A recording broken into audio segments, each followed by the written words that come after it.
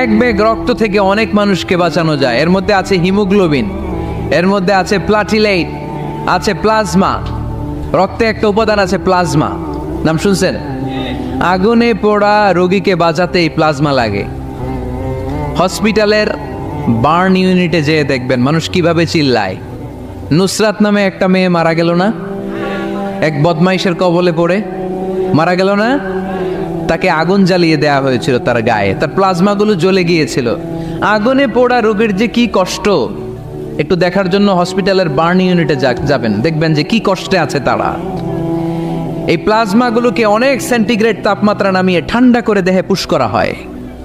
আপনার এক ব্যাগ রক্ত থেকে প্লাজমা আলাদা করা হবে, প্লেটলেটস আলাদা করা হবে, হিমোগ্লোবিন আলাদা করা হবে, শ্বেতকণিকা, লোহিত কণিকা আলাদা করে অনেকগুলো মানুষ বেঁচে যাবে। এজন্য ফেসবুক থাকাটা দোষের কিছু না, তবে ভালো কাজে আমরা ব্যবহার করব, ঠিক কিনা?